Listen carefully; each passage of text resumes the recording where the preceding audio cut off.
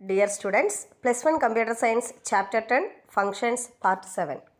In the last class we discussed about the function prototype, function heading and function call, different types of calling method, call by value and call by reference method. Today we are going to discussing about the topic scope and life of variable and functions. Scope and life means the space where the function or variable is situated or placed. So the concept of availability or accessibility of variables and functions is termed as their scope and lifetime. Scope of a variable is that a part of the program which is it is used in the program. That means ഇപ്പോൾ നമ്മളൊരു പ്രോഗ്രാമിലെ variable അല്ലെങ്കിൽ function എവിടെയാണോ use ചെയ്യുന്നത് അത് place ചെയ്തിരിക്കുന്നത് അല്ലെങ്കിൽ അത് അവൈലബിൾ ആണോ ആക്സസിബിൾ ആണോ ആ കൺസെപ്റ്റിനെയാണ് നമ്മൾ എന്ത് പറയുക സ്കോപ്പ് അല്ലെങ്കിൽ lifetime of the variable or function. Scope of a variable is that part of a program in which it is used.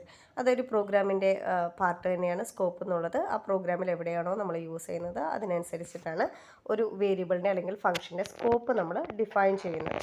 ഇനി രണ്ട് തരത്തിലുള്ള സ്കോപ്പാണ് നമുക്കുള്ളത്, local scope and global scope.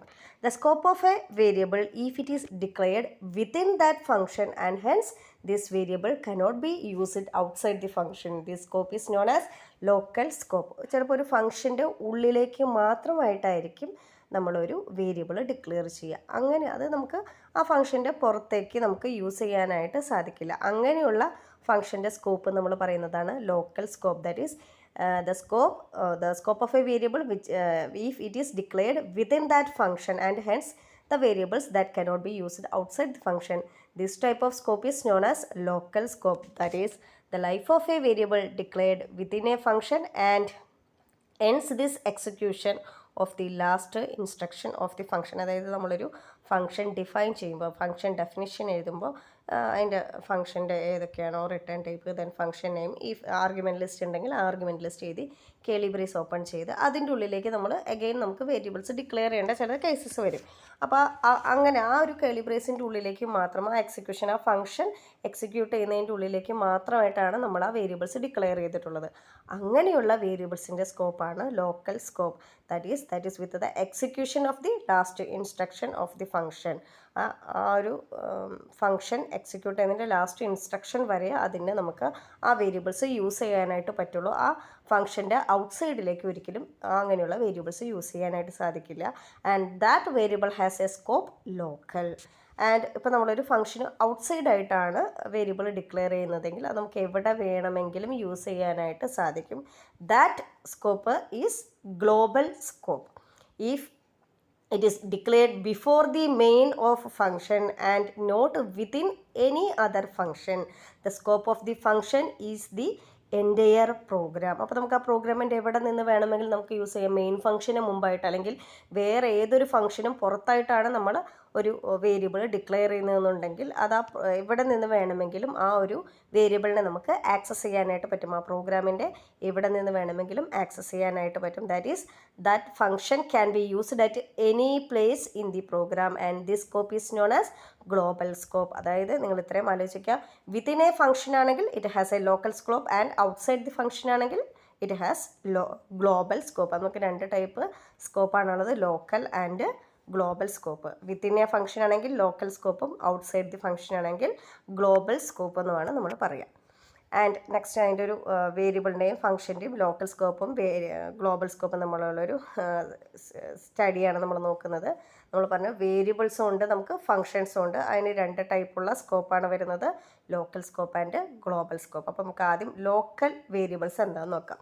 Local variable ഇപ്പം നമ്മൾ പറഞ്ഞു കഴിഞ്ഞാൽ എന്താണ്, it is declared within a function or A block of statement. ഒരു ഫംഗ്ഷൻ്റെ ഉള്ളിൽ അല്ലെങ്കിൽ കുറച്ച് സ്റ്റേറ്റ്മെൻറ്റ്സ് ആയിട്ടായിരിക്കും നമുക്ക് നോക്കുക.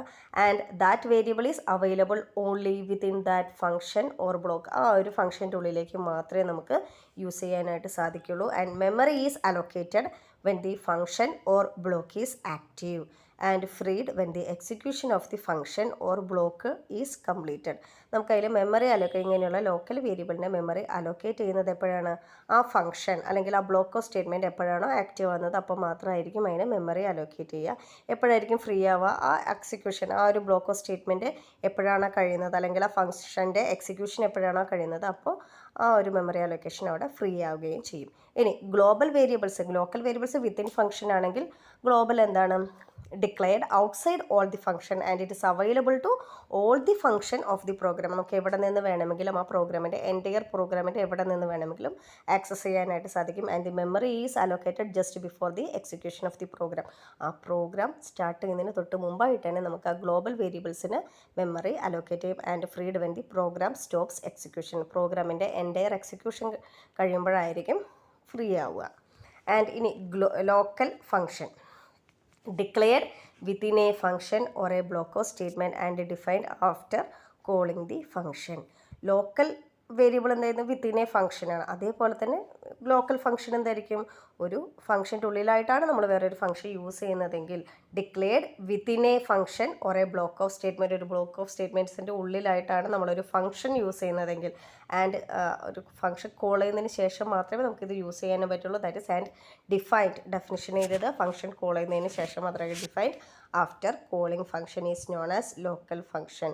അതുപോലെ തന്നെ എവിടെ നിന്നൊക്കെ ആക്സസ് ചെയ്യാൻ പറ്റും? ആ വിത്തിൻ ദി ഫംഗ്ഷനിൽ നിന്ന് അല്ലെങ്കിൽ ആ ബ്ലോക്കിൻ്റെ ഉള്ളിൽ മാത്രമേ നമുക്ക് ആക്സസ് ചെയ്യാനായിട്ട് സാധിക്കുള്ളൂ. ഇനി ഗ്ലോബൽ സ്കോപ്പ് എന്ന് പറഞ്ഞ ഗ്ലോബൽ ഫംഗ്ഷൻ എന്തായിരിക്കും? Declare or defined outside all the function. എല്ലാ ഫംഗ്ഷൻസ് ഒന്നിൻ്റെയും ഉള്ളിലായിരിക്കില്ല, പുറത്തായിട്ടായിരിക്കും നമ്മൾ ഒരു ഫംഗ്ഷൻ ഡിക്ലെയർ ചെയ്യുന്നുണ്ടെങ്കിൽ അതിനെ നമ്മൾ എന്ത് പറയും?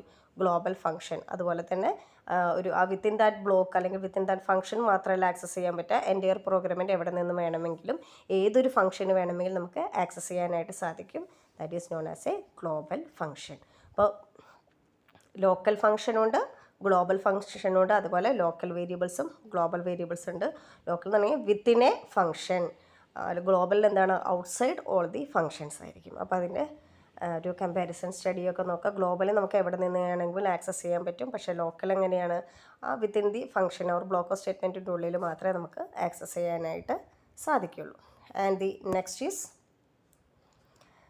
A function. ഇതൊന്നുകൂടെ പറയണം. A function which is declared inside the function body of another function is called a local function as it can be used within that function only. നമ്മൾ ഓൾറെഡി പറഞ്ഞു കഴിഞ്ഞാണ് ഒരു ഫംഗ്ഷൻ്റെ ഉള്ളിലായിട്ടാണ് വേറൊരു ഫംഗ്ഷൻ ഡിക്ലെയർ ചെയ്യുന്നുണ്ടെങ്കിൽ അതിനെയാണ് നമ്മൾ എന്ത് പറയുക? Local function. അതിൻ്റെ ഉള്ളിൽ മാത്രമേ നമുക്ക് ആക്സസ് ചെയ്യാനും അല്ലെങ്കിൽ യൂസ് ചെയ്യാനൊക്കെ സാധിക്കുള്ളൂ. And a function is declared outside the body of any other function it is called global function. And global function can use it throughout the program. Entire പ്രോഗ്രാമിൻ്റെ എവിടെ വേണമെങ്കിലും നമുക്ക് യൂസ് ചെയ്യാം, access ചെയ്യാനായിട്ടൊക്കെ സാധിക്കും.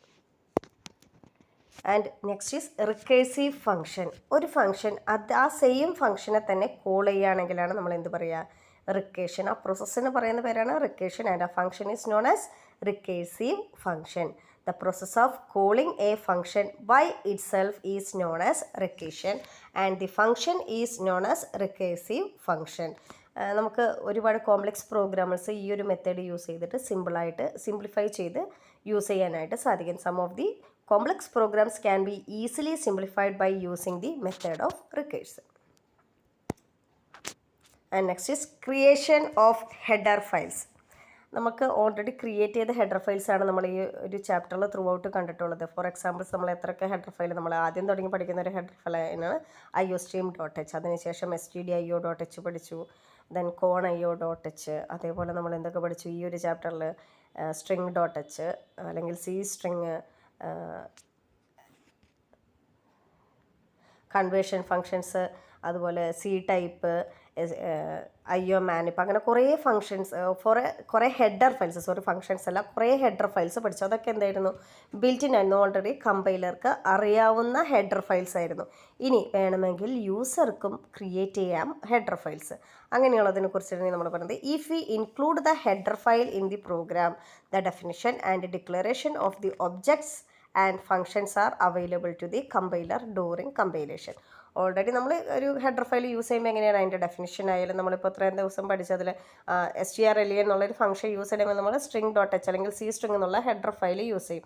ആ ഫയൽ യൂസ് ചെയ്യുമ്പോൾ തന്നെ അതിൻ്റെ ആ ഫംഗ്ഷൻ്റെ ഡെഫിനിഷൻ അല്ലെങ്കിൽ ഏതൊക്കെ ഒബ്ജക്റ്റ് ഡിക്ലറേഷൻ എല്ലാം കമ്പൈലർക്ക് അവൈലബിൾ ആണ്. അപ്പോൾ നമ്മളൊരു പുതിയ പ്രോഗ്രാം അല്ലെങ്കിൽ ഹെഡർ ഫയൽ ക്രിയേറ്റ് ചെയ്യുമ്പോൾ അതിൻ്റെ ഡെഫിനിഷനും കാര്യങ്ങളെല്ലാം നമ്മൾ തന്നെ എഴുതേണ്ടി വരും.